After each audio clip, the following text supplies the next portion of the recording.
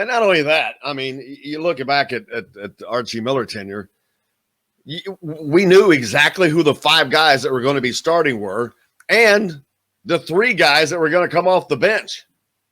And that was not exactly going to light a fire. So this is a different scenario. Don't know. I don't have a clue who's going to start. There's some guys I can throw in there, but I don't know who's going to start. Hell, they don't. I don't think Mike Woodson knows who's going to start. Miller Kopp just got on campus. So they just got together. It doesn't know what they have as a team. And what they have as a team today is not going to be what they have as a team a month from now and at the end of that deal in the Bahamas. Growth will happen over the next 2 months because once you get in that team setting, some guys will probably thrive a little bit more. Some guys might fall back a little bit. Who knows? But I don't have a clue. Anybody thinks they know what a starting lineup is, that's just pulling names out of a hat. But regardless of that next 5 are going to be 5 guys. All 5 of them are guys that will have the opportunity, and I guarantee you some of them will be in the starting lineup at different times. You're not going to see the same 5. That baloney is over. It's going to be who earns it each week. I mean, that's how it was by the guy who coached Mike Woodson. That's how it was by most people I've played for as an athlete. Man, you earn a starting spot today. You think you can coast the rest of the year? No, it didn't work where I was. So no, it doesn't happen that way. And that won't happen that way. And that's why it will be fresh blood every time coming off the bench. Because now if you're coming off the bench, you're trying to earn a starting spot. So it's the constant iron sharpens iron. I do think this summer, you talked about not knowing who's going to start. I think the only 2 spots that are obvious are Trace at power forward and Michael Durr at center. But I do think that this summer is going to be absolutely insane from a competition standpoint for Indiana, because they're going to have 13 guys on campus, all of whom think they're good enough to start.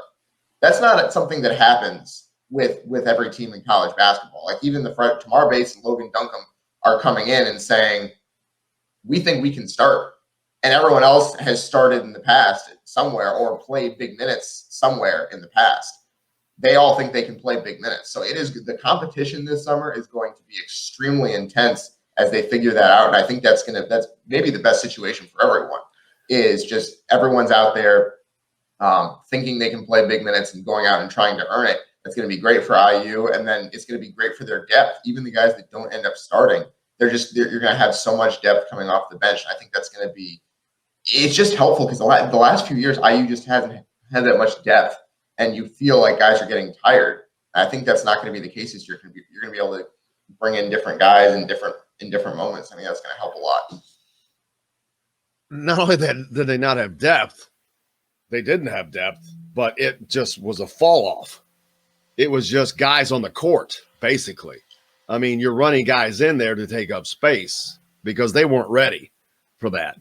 But what were they not ready for? They weren't prepared.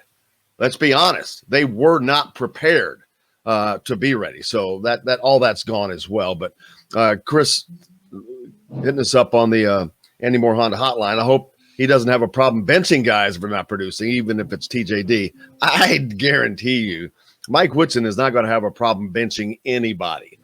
Dude, come from the NBA, man. He knows how to deal with personalities. You learn to deal with you want to talk about dealing with divas? Brother, NBA and NFL wide receivers. If you've coached in either of those, you've dealt with the divas of all divas. So he won't have a problem benching an 18-year-old kid. I promise you that. He doesn't see. Jason doesn't think Durr starts most games. I don't know how they're going to run the offense, so it'll be curious to see. But I don't know. I haven't seen him play personally. If he's good enough, I promise you, he'll start because whoever's the best 5, that's who's going to be on that floor, period. Yeah. It'll be interesting to see how they end up running that lineup together. But like I said, Duncan will definitely push him. Duncan's coming in as a guy who can also play the 5. He's more comfortable as kind of a stretch 4, but he can play the 5 as well. We'll see whether Race Thompson gets some minutes there also, and of course TJD. They don't want him to play minutes there, but he probably will at some point during the season just for depth purposes. So yeah, Durr's not going to come in and just get handed a spot because he's the big guy. He'll definitely have to go out and earn it as well.